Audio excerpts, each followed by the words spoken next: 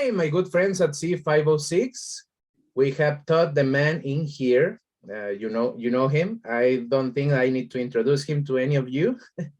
But just in case, Mr. Todd McFarlane, creator of Spawn, and well, now he's the owner of McFarlane Toys, McFarlane Production, and one of the 7 who created Image Comics 30 years ago. How are you doing, Todd? I'm doing good. And as an artist, first and foremost, you're allowed to tilt your screen so that we get to see more of you and less of your ceiling. Come on, man. You're a good looking guy. Come on. Tilt, Okay, tilt your, because otherwise what? We want people to look like me like this? Come on. See that painting of the horse there? Come on. That's it. Look at you. You're a handsome young man. Thank you so much. It's always good to get a compliment from such a guy like you. So tell me, Todd, so now the last time we spoke, you know, King Spawn was coming, Gunslinger Spawn, the Scorch was coming, but now they are out. Yep. You have broken records, and well, obviously you feel happy, but what can you tell us about this? You say that everything, your future plans were a little bit depending on how this thing, how sales and the acceptance from the audience was. And now what can you say? Well, obviously, anytime you do anything new, you want it to have some level of success so you can keep doing it. Yeah, all four of the books we did set some kind of record, right? One of them was Image Comics record, and the other 3 were industry-wide records. That book that you're holding up right now, King Spawn, was the #1 selling issue of any book, any company, any month, any title, any week, any time of 2021. That was the #1 selling book you're holding right there. So the success of it was beyond my expectations, and now the goal is to try and maintain a high quality of storytelling and artwork as we continue to move forward with all 4 of the titles: the original Spawn, King Spawn, the Gunslinger, and the Scorched. And right now, I'm trying to think, we're up to issue 8 or something, I think, of King Spawn already, right? Like here's a book that was brand new, and now we're already up to issue number 8. Boom. So we keep moving. We keep moving. Brett Booth is just finishing up the last few pages on Gunslinger number 7. So everybody is knee deep in these titles now. They're no longer, you know, brand new titles. Yeah, and they did pretty good. So I remember you say that you don't have such a thing as a long-term plan, but I would like to know if the narrative or things like that, have you changed something, you know, on the run, or everything is coming according to what you had in mind? So here's what I would say, that I have some sort of big ideas that I want to get to, right? So here's where we are, and then here's the idea I want to get to. And in my mind, it might take 30, 40 issues.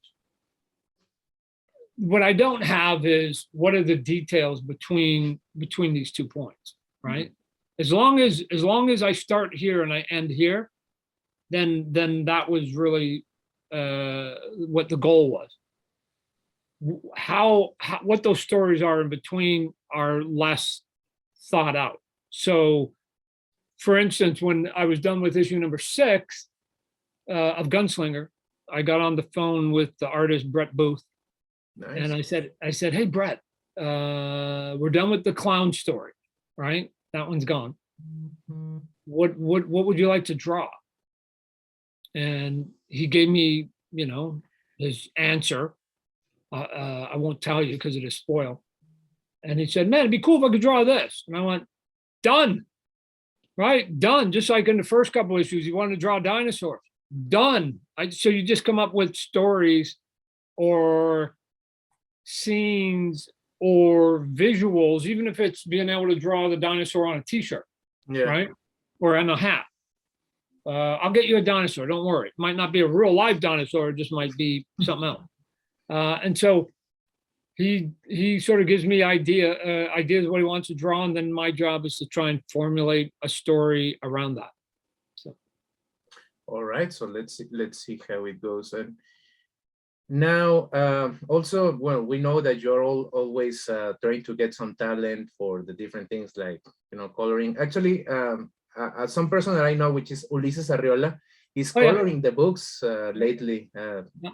What can you say about his work? Do you like it? Or I only hire people I like. Don't hire people I don't like. So yes, I do. I do like his work. Yeah. Well, I hope that you can give work to more Mexican talent. As you can see, Ulises is pretty good, and I'm pretty sure that you will get a lot of very good good people over there. Now, yeah, here's the thing that I enjoy about art and comic books, and that the way you judge people is whether they just have the skill, right? Here's what I never ask. When I see somebody that's good, I just either go, would I hire them or would I not? And if I want to hire them, I say, hey, phone them and see if they want to do some work. What I never do is say, phone them up and ask them how old they are. Ask them if they're male or they're female, right? Ask them if they're religious or not religious. Ask them if they're Republican or Democrat. Ask them if they live in Mexico or if they live in, Alaska. I don't care, right? I don't ask them if they're educated or not. I don't care.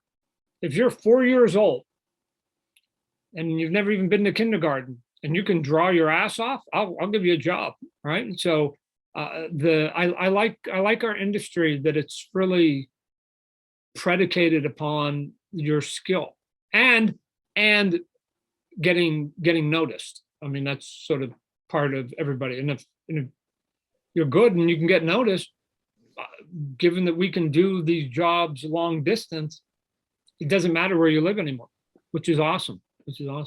That's good. Modern times bring new problems, but also bring new solutions. And new advantages. Yeah, new advantages. Right. How was I to find somebody in Poland and South Korea and China and Mexico and Brazil? I have people from all those countries, right? Like 20 years ago, 15 years ago, I couldn't have found those people, right? So the internet can be a very positive thing. Yeah, that everything can have nothing is black or white. Everything is different scales of gray. Well, look at you and I are talking right now. Yeah, that wouldn't have happened. So it's a positive for that on that level. It's a positive. Yeah. That's right. I will have to go there, or you should have to come to Mexico. Right. Yeah. Now talking about this, and actually you brought it like you're reading my mind. You're a great guy. Like you said, you don't care if they are male, female, their ages, their grade of education. And I want to ask you something, and that if you wanted to keep that, to cut it out, that's okay. But we know that you and Greg worked with Ice Earth, the band, back in, that with this full concept album for Spawn back in 1997. Yeah. And some people say that you have to separate, the artist from the person. And we know the situation with John Schaefer, that he was on the Capitol, he was in jail, now he's out. But what do you think, or what can you say if you want to say something on this? Since you and him, well, I guess they were close at some point. But when a person does something, what is the reaction, or how do you feel as a friend of him? If you were? Not to John, with anybody that you have a relationship with, right? Mm-hmm. It depends on what the scope of your relationship was, right? They were making, Ice Earth was making, cool music, and they wanted cool artwork to go with it, right? And so, Greg and I were involved in doing that. I don't really recall getting any deeper than that conversation, right? So, there was, you just do work with each other. You don't really vet each other out, right? I mean, if I'm a New York Yankees fan, I don't check to see if they're a Red Sox fan and disqualify them because of it. And the actions of John you're talking about happened decades later, right? So yeah. I mean, I don't know. I don't know whether that was part of his sort of personality, which we all have, and or whether it was something that happened recently. But during the time we were doing the work, we were enjoying each other's company. But again, I don't recall anybody getting into any philosophical conversation. We were just like, let's do cool art, let's do cool music, woo, right? So that's good enough. It's good enough. Yeah. No, that's okay. Just want to know because, well, just in case you work close or something, it's hard for some people when, but that's okay. I understand. I want now that this, you have been very active in social media lately. You're doing these videos mainly in Facebook that are making people go nuts. Let's just say it, nuts. And one of them is this, this piece of torso that you showed for a they say that's it's medieval spawn. And I know, well, you told us on previous talks we had that you were planning on a new Kickstarters after the success of the first one. So anything on that topic? Yeah, we're moving forward. We'll set he's cool. What are you talking about, man?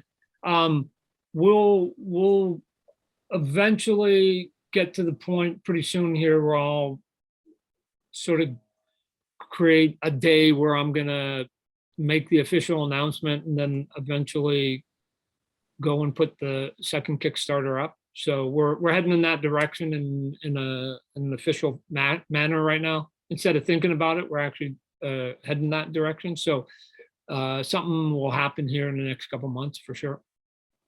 All right, so we will be looking forward for the announcement, but you're hard to get some information sometimes, huh?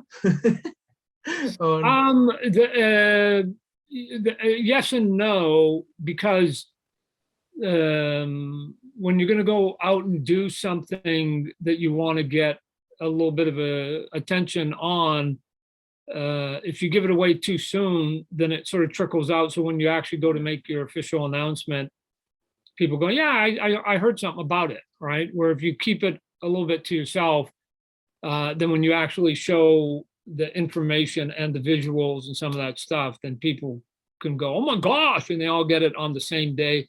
And it's worked pretty well for us. So yeah, sometimes all I can do is talk in general terms, and other times way more specific. So let's just keep the mystery, like they said, right? I get you on that. Now you also announced this is very interesting because this is for more like for people who want to start into the collecting world.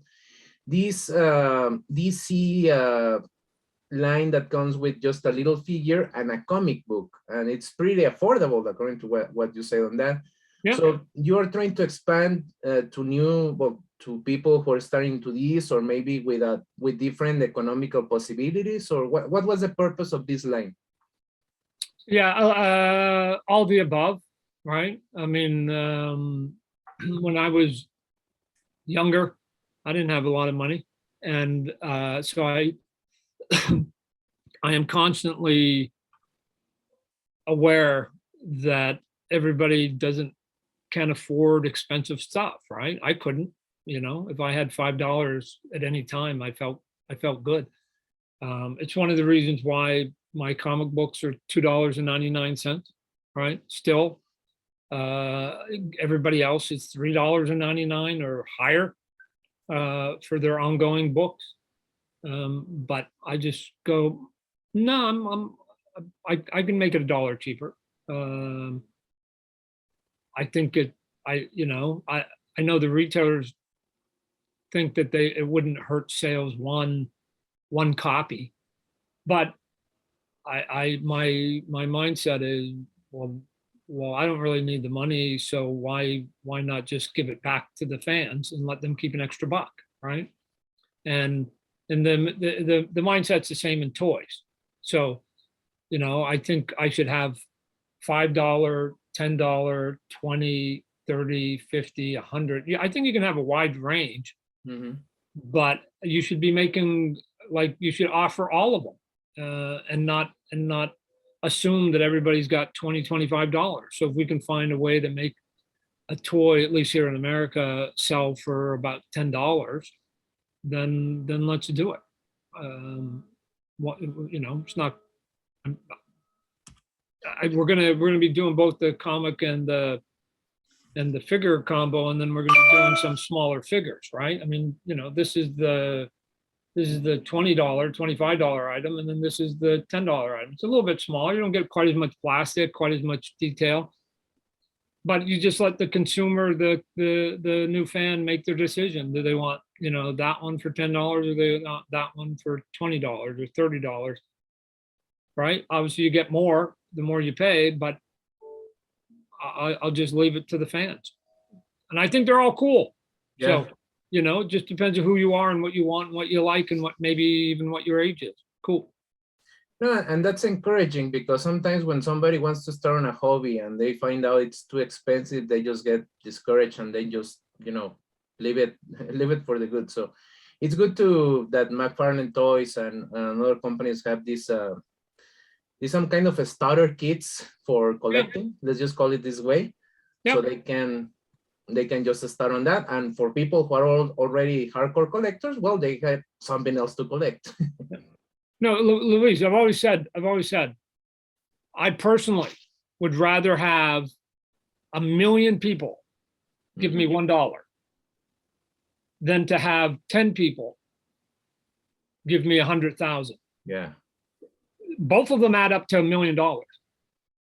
But in the first example, there's 1 million people that know what you're doing, that are looking at your art. I'd rather have 1 million people looking at my art than to have 10 people looking at my art, right? And so if part of the way to grow your audience is to make it affordable, and it means that I'm maybe making less money, I don't really see it that way. In a weird way, even, and I don't really care about the money, but that's not even true. Because if I don't care about the money and I make it, you know, quality at a reasonable price, I'll get a lot of fans, and then I'll have a lot of fans, and then I'll make it up. I'll make the money up. It's always weird to me. It's like making money is something you do for your whole life, right? And people want to count it like today. Like, Todd, you could have charged more, like today, but like, don't worry about it. I'll do something else tomorrow that will make me money. Like, why do I have to get it all today? Why do I have to get the most I can every single day? And the answer is, I'm not gonna. And I hope that part of the reason that people support some of our product is because we give them a quality item at a fair price. That's it. Quality item, fair price. It's a winning combination. So. Yeah, it's a win-win situation, as you say. Now, since last year, a lot of companies have this problem with with raw materials. The stock is low because there are a lot of containers back in a port and all that. And now with this Russia-Ukraine situation, some these problems could get worse. How is McFarlane Toys dealing with this situation? Did you have like a emergency plan? You got a lot of stock for materials, or how did you sort it out? So the word that's being thrown around is supply chain, and I think people need to understand what that means. I'm going to say that the biggest reason for there being a delay in a product coming, for the most part, is a lack of human beings doing the job along the process. It's not that you can't find the raw goods. I've been at it for 2.5 years. Nobody's told me it's hard to find plastic. And machines, the machines are there.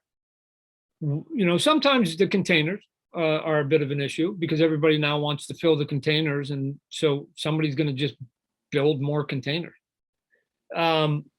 What is more the hiccup is that we can make the toys, we can box the toys, we can drive the toys to the dock, but if there's nobody there to unload the truck and then load it onto a boat, and then when you get to the other end, unload it and drive it to a warehouse and put it in the warehouse, then if you don't have enough people that are doing all those jobs, then everything slows down, right?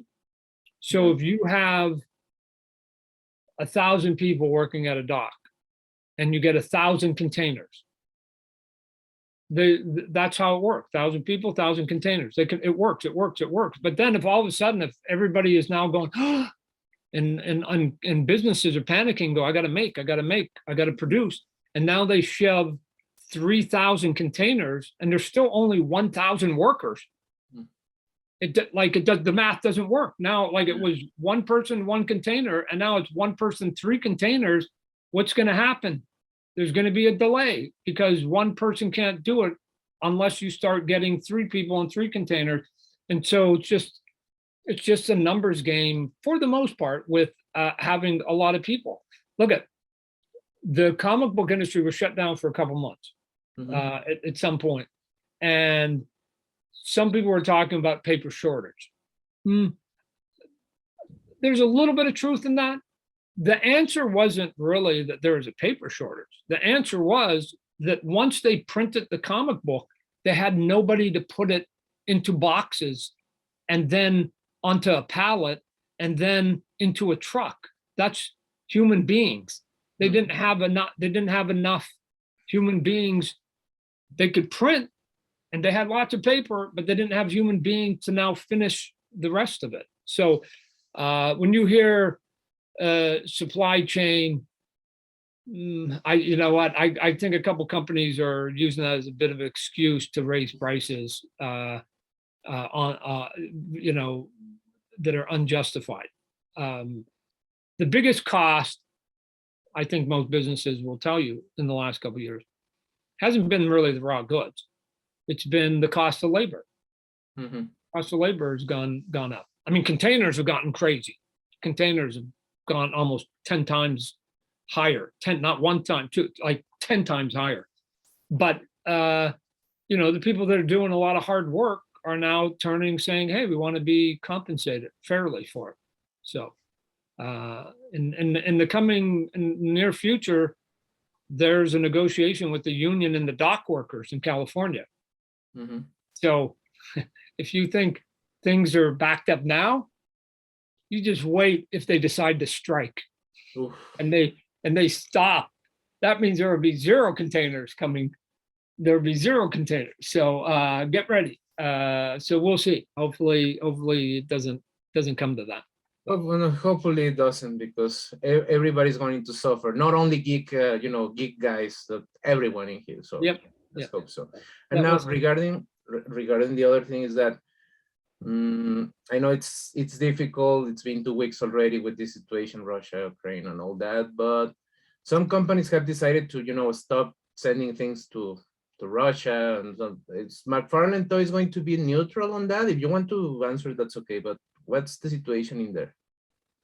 We don't really have distribution directly in there. So if one of our distributors pushes it in behind our backs, I don't have control over that.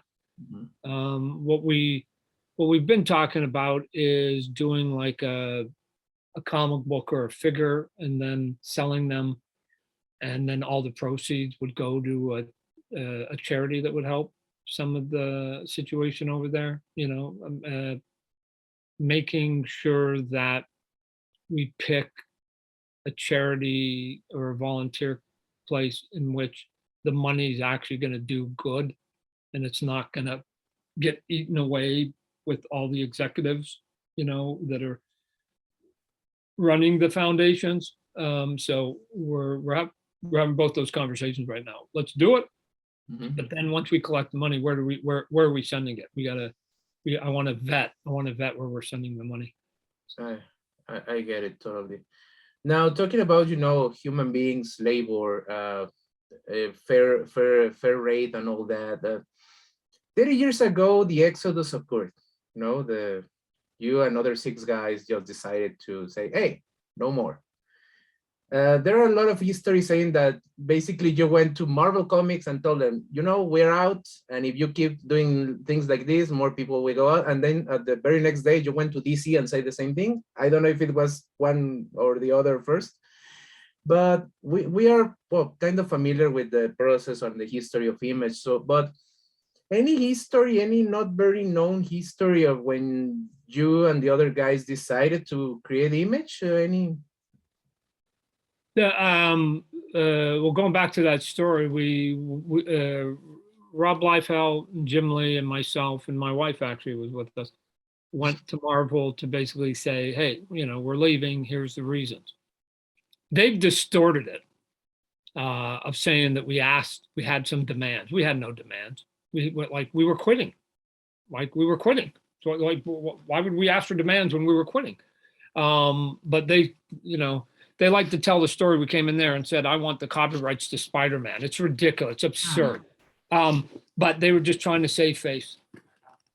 Once we left Marvel, it wasn't the next day. It was that same day, right? Because they're not too far. DC. We went to DC and gave them the same conversation. They thought we were going to quit Marvel and go to DC because that's what most people did. But we were just like, no, we're just here to tell you that we just quit Marvel. We're not working for you either. Here's the reasons why. I think you should probably pay attention to your creative community. And then we left. I know it was aggravating for DC because they thought like, woo, we just got some of the big home run hitters coming to our company, because usually historically back then, if you quit Marvel, you went to DC. Mm-hmm. Or if you were working at DC and you quit, you went to Marvel, right? So people were just doing this, right? And we just went, we're not working here or here, we're out.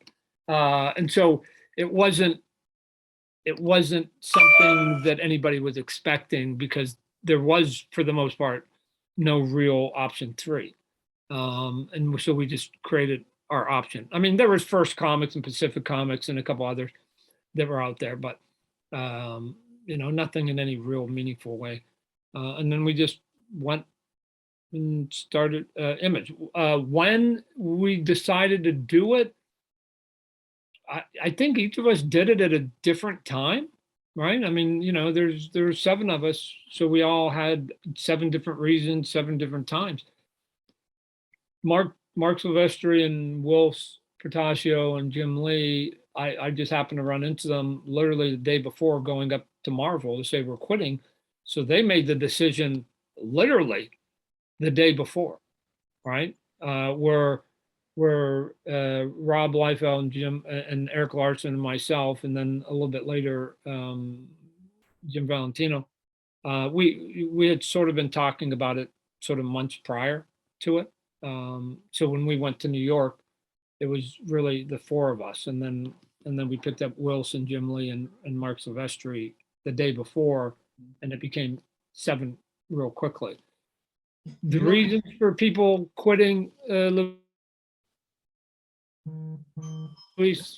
I think to tell, right, as to why they all left. And so I know for years I made the mistake of thinking that they all quit for the same reason I did. And then it was a shock to me. I was so blinded that one of my partners one time at a meeting said, Todd, I didn't quit for the same reasons you did. And I was like, what? Well, why? And then he told me, and it was like, it sort of blew my mind. It was like, what? And it was a bit of a wake-up call for me to say, oh, okay, Todd, you can only speak for yourself now. You can only speak for your own reasons. If somebody said, why did Jim Lee quit? My answer for the most part is you should go ask Jim Lee. Yeah. Right. And he'll give you way closer to the truth than I would. I would just be speculating. So, you know, when you tell me this history and what everybody reads on the Exodus Day, I can just imagine you. Do you remember this Jerry Maguire movie when he quits from the agency and, hey, I'm quitting. Who's coming with me? And I'm taking the fish because I like it. It was something like that. Yeah, it was. I've been a rebel for a long time, and I remember at that time going around to people saying we should start a union, right? And see if we could, start sort of figuring out a way to even sort of the conversation. But I was struck by how afraid people were to join a group, and the reason was, for the most part, that if they join and it doesn't work, then they're going to be on a list, and it's going to be, don't hire these guys, they're trouble, and they didn't want to be on the blacklist.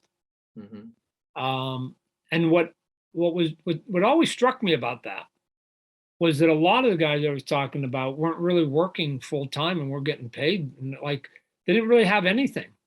And it was like, what are you afraid to lose, right? What are you talking about? I'm Jim Lee and myself. At that point, Jim wasn't part of it, but myself and Rob Liefeld. But at that point, I was sort of, sort of the top dog, and I'm willing to basically risk all of it, right? I got top book, top money, prestige, celebrity. I'm ready to walk.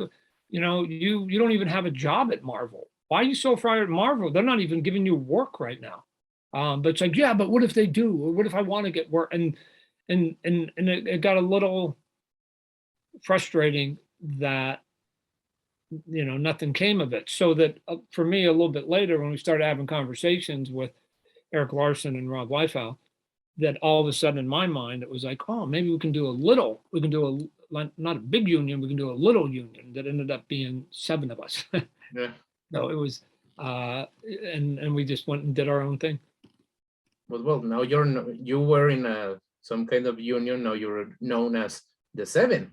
That's you're part of a group. Sounds like some kind of a Justice League, Avengers, Scorch.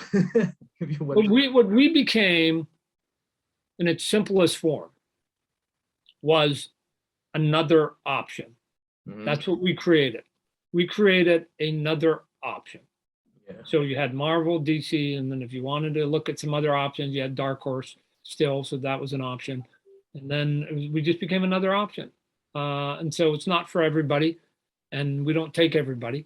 And that was it, right? So, it works for some people and it doesn't for others. Yeah. That's and now we say whatever works for a person, it's good for you. No. If you want to work, if you can enjoy and want to work and get everything you need to out of Marvel and DC, God bless you. I don't care. I have never ever said don't work for Marvel Comics or DC comic books. No, I've never said that. What I've said is this is what Image is about. Does it meet any of your needs? And if it is, then you might want to think about us as an option, right? But if you want to go draw Wolverine for 20 years, knock yourself out. Like that means you're a different person than I am, right? Cool, go do it, right? I rarely tell people how to live their life, right? Lots of people like tell me how to live mine, but if people pay attention to all the interviews I've ever done, all the panels I've ever done, all the conversations I've ever had, 97% of what I'm talking about is me. I don't worry about the other people and why other people do it. I have no knowledge or no insight. You know, I can make some guesses. I can tell you stories about me and Rob. I can tell you stories about me and Robert Kirkman, me and Jim Lee, and my time at Marvel. But there's a common thread. It's still me, right? It was my life. I was involved in that. If you're saying, why did Rob Liefeld create Deadpool? I don't know, right? I wasn't there, right? What's Rob Liefeld doing right now? I don't know. He's not doing a book for Image, so I don't know. And not picking on Rob, any artist that's not working at Image. Don't really pay attention that much to the competition, right? Because it doesn't have any effect. When I'm doing an issue of Gunslinger, I'm just trying to do the best Gunslinger. I'm not saying I'm going to do the best Gunslinger. Oh my God, what did they do in the latest issue of Moon Knight and Wonder Woman? It's not relevant to me. It's not relevant to me. And even more so, Louise, that once I do it and I put it out on the social channels, I'm not even really overly concerned about whether people like it or don't like it, right? I don't really read the comments a lot because so if I say, hey, everybody, I'm doing a toy. Here's the toy. And I take a picture and I show you the toy, right? If everybody loves it, it doesn't matter because that's what the toy looks like. Yeah. And if everybody hates it, it doesn't matter because that's what the toy looks like. So I'm not looking for your input in the process because the process is over. I'm saying there's the toy.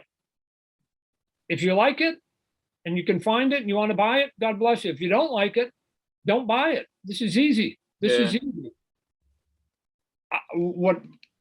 If you want to tell me your reasons why you dislike it, it seems like a weird thing to me. But okay. I don't spend a lot of time going to websites and writing about stuff that I don't like. Yeah. I'm too busy in my life. So some people find it as some kind of entertainment, but I get you. And now 30 years later, you have, Image has done pretty well. And if I remember, let me go back to that, because I've been there on a panel and somebody said, hey, you did this thing and I didn't like it, and I think that you're doing this and you're a sellout or whatever it is, right? Mm-hmm. Here's a mistake that people are making, at least for me. Here's what my job is not. My job is not to keep every single human being on this planet happy. That's not my job. My job is to draw cool pictures. That's it. That's my job. And within that job, if it makes you happy or it makes you sad or angry, is not relevant, right? That's not my job. My job is to draw. I do my job, and then I post it, and I go, there's my drawing. Mm-hmm. How it affects you, that's on you, right? So there's a mistake that people think that somehow anybody, not just me, anybody, when we sort of show our work, we somehow want everybody on the planet to like it. I'm under no delusion that 8 billion people are going to like what I want. Because you know why? Because my wife doesn't like half of what I do sometimes. And my kids like, Dad, that's ridiculous. So once your own sort of wife and kids sometimes go, I don't get it. I don't get it. Like the rest of it, I don't need the whole world to like what I'm doing. As a matter of fact, it's not even my job. What I need is enough people to like it on a steady basis so I can keep doing it tomorrow. And for some people in art and entertainment, they only need 10 people and they can keep doing. And other people need 1 million people. And just same with businesses.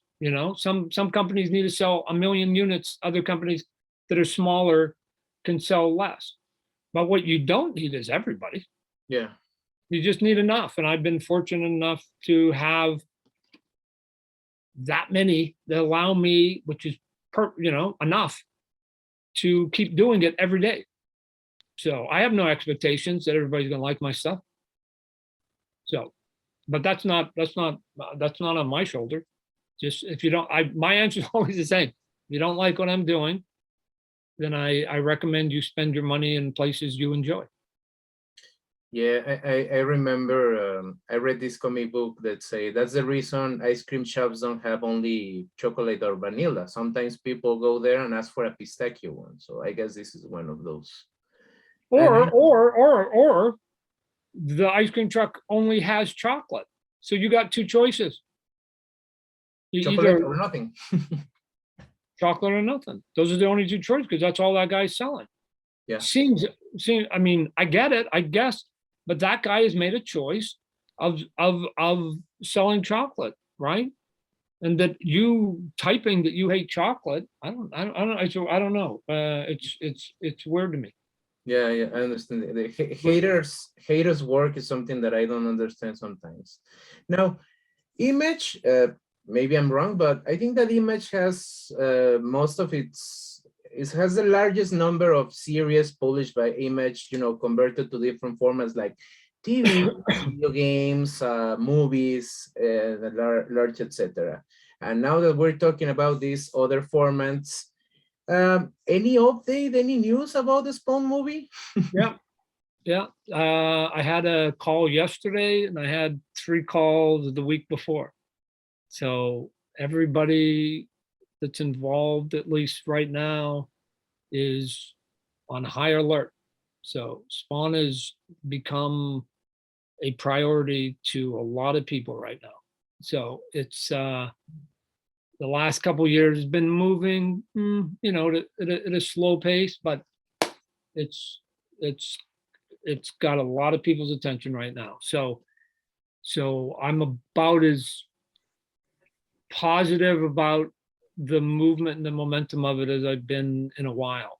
And I'm hoping, fingers crossed, that possibly by San Diego of this year, we'll be able to make a big announcement. Great, but so no such thing yet as a shooting start date, anything like that? No. The next big piece of news that would be that we have a studio, we have a team, and we have a production start date, right? But I'll take the first part. We have a studio, they've given us some money, and we're just setting the production date. But that's it. That's all. I mean, really, at the end of the day, the only thing people care is like, when can I watch it? I mean, that's the only thing that people really want to know. But if we can give them some positive news that it's now official, that we've now made a deal, and that we are now moving towards making product, that will be a giant leap forward. And I think we're heading in that direction. I can't say that was true the last couple of years. Oh, well, that's good to know. Also, we have a special interest because you promised that when the movie was coming in, you're coming back to Mexico. So yeah, we should. Yep. Fans are really waiting for this, so they hey, when can we have Todd back? The biggest Mexico convention is coming in 2 weeks. And the staff team always have to deal with, when is that coming? Is that coming? And I told the guy, you know what? Told say that until the movie, but that's okay. Well, if you want to, come earlier than the movie, well, we will not be. We don't have any problem on that. Yeah, no. I know. So I appreciate it. Okay, Todd. So, well, now you're an all-around geek. You comic books or collectibles, but also you had some video games on your baggage. You help with Kingdoms of Amalur, a great game. So, do you play any tabletop games, any Dungeons and Dragons, anything like that during the scarce free time you have, or do you use? Yeah. What are you talking about? What do you think my computer's sitting on right now? Right. Here's a board game. So Libre. Yeah. I play a lot of sports games. Here's one here that's based on sports, right? So you roll dice and then you get the results off the card. Oh, nice. So yeah, I'm a big geek. Here's one here. There's a golf one, right? So here we go right here. I mean, that's just what's around me right now. What was that? What's the other one here? I got two on my computer. The other one is dun, dun, dun, dun, dun, dun.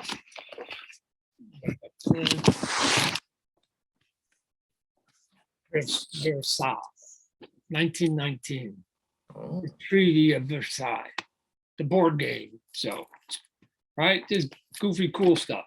So, most of the board games are either sports or have something to do with history and or sort of wars or something like that. You know, this is obviously, you know, Castro taking over, but some of the games span a year or two, if you will, of history, and others span 100 years, hundreds of years. I got games based on the Roman Empire. Nice. Yeah. So yeah, and what about, for example, role-playing game? Have you ever played No, I've never done any of the D&D or the Magic the Gathering or any of that. I was always, into the sports, and then like a couple years ago turned over to some of the war games. Yep. Oh, that's cool. That's cool. So I guess that you also are into fantasy football, fantasy baseball, things like that, or not? Fantasy baseball, yeah. Because I know I get into these debates with people. I used to do fantasy football, but then I quit because it was like, I don't want to be in anything where my knowledge is on par with somebody who just joined and knows nothing about it. And as long as they accidentally pick a couple of the key people, they can win. I'm here to tell you, Luis, in fantasy baseball, if you don't know that much about baseball, I will beat you every year of your life. I know for sure. Because there's 162 games, and eventually it's going to matter that I know more than you do. Yeah. Right. In football, when they're only playing 16, now 17 games, they're only playing that many games, you can sort of trip into a victory and accidentally win your league. My daughter, who knows nothing about football, has won her pool the last 2 years. And it drives people crazy, and it's the reason I don't play, because I don't want to be losing to my daughter, even though I know 100 times more about football than her. Yeah. Right. Like they say on that movie, any given Sunday. Right. But my daughter would never be able to beat me in baseball because it's too long, and eventually her lack of knowledge, her insight wouldn't be like it would. You can't sustain it. So that's it. So anyway, I like the baseball, but it's not for everybody because it's like every day. Every day. A lot of statistics and all that, but that I guess that I don't have to ask you for this, but anyway, have you already seen the Batman? No. No time for that yet? No, I'm not a big fan of the superhero movies. So no, but I don't really go to them willingly. So, usually one of my kids has to go, come on, Dad. But I can't. I don't have the personal makeup for them. I can't. I like the comic books and whatever else, but I can't get into them. So I understand. I guess that eventually you will see it and at home on HBO Max or something, but I guess going to the movies is not into that. So yeah, I think for me personally, I deal with fantasy all day long. Yeah. And at the end of the day, I don't want fantasy. I want to relax, and I want real. With dramas and things based on real life and history and documentaries, and because tomorrow I got to go do some more fantasy, right? Yeah. So I need to unplug for a few hours in the day, just to say, and then I'm back. Let's do some fun geeky fantasy today. Woo! Yeah. Woo! So I understand. You get overwhelmed. So some people say, it must be a dream job to work in the comic book industry or in a comic book store. Yeah, I should give you 1 or 2 days working there so you can say that. I know. Yeah, it looks pretty sexy from the outside, but it can be a lot of work, right? So just ask the people who do it, especially on monthly books, right? Yeah. And especially artists on monthly book. It's a lot of work. So. But you know what people like, because I noticed that, well, now since you have the DC license for McFarlane toys, there have been so many toys, but most of them come from the Batman universe. Is that because of that's what the audience wants, or what is the reason that maybe there are not other for Superman, more Wonder Woman? What's the reason for that regarding DC? I think there's just a wave of, if you're going to do Marvel, they probably do a lot of Spidey stuff. There's all the different versions of Spider-Man too. There happen to be a lot of cool characters that have the word sort of Batman attached to them. Starting to get to be more in the Flash group and with the Superman group too. So they just look cool. Also, Louise, they just look cool. At some point, the reason we make a lot of the toys because they just look good in plastics. Excellent, so I don't even care if they're that popular.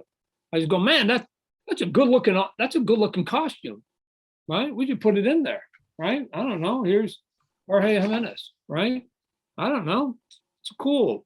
It's just cool. It happens to also be Batman, but you know what? It's just cool, even if it didn't have the bat on it. It still is kind of a cool costume. So you go, hey, we'll make it. And then people who like the look of it will buy it. And then people who maybe are Batman fans will buy it. Good. And nobody's ever made that character. So, isn't it fun that we can do some characters that nobody's ever made before? I now that you say it that way, yeah, if it looks cool, I guess it doesn't matter where it come from. Like we just won an award for selling the most action figures for a single line, which was a DC multiverse. We sold more than the Marvel and more than the Star Wars and more than Transformers and more. We were number one, right? And I think part of it was that we made a lot of characters that other companies in the past wouldn't have made because they're not the most popular. So we can afford to make, the 20th best character, the 100th best character if they look good. And I'm willing to spend my money to make a mold. There, other companies, especially public companies, aren't willing to do that because it erodes their profit margins. I don't care. I'm not public. I don't have to go out there every 90 days and impress people, right? I just need to survive. So I totally understand you. So, well, Todd, it's been such a pleasure as always to speak with you. But so we have to close. I wish it, but we have some other things to do. So what's coming next on McFarlane Toys, McFarlane Productions, McFarlane whatever? It's our 30th anniversary, both for Image and for Spawn. So we'll continue throughout the year to have some sort of event celebrations for both of those. Obviously, we've got lots of toys coming down that we'll be making announcements for.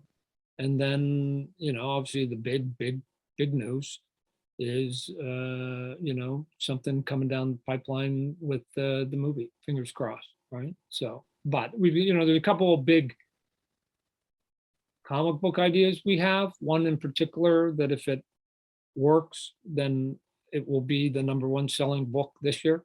I'm telling you, mark it down. Todd said in March he's going to do the #1 selling book.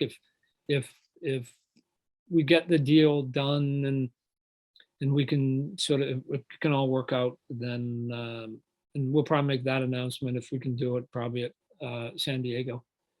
Then that will also be a big event for us geeks. So we got lots between the toys and the movies and the comic books. Don't worry about me. We're busy. I know for sure. And you always have something in your mind. I know that you are always looking for the next thing. So we'll be looking forward on that, Todd. Thank you so very much for this conversation, for, you gave us a little bit more of inside the creation of the third big house, well, the biggest independent house, let's just call it this way, which is Image. What's coming on you? We know a little bit more about Todd McFarlane, the geek, with your tabletop and your sports, being a sports fan. And so, as always, thank you so very much, and we'll be looking forward on San Diego or before that, and also again looking forward to see you in Mexico when you come by. We'll get there eventually, Luis. I keep telling you, we're gonna get there eventually. So. Also for the Latin people in the USA, we have a lot of Spanish-speaking people in USA who follow up on us, and we know for sure they're going to love this conversation. Thank you so much, Todd. All right, you'd be good.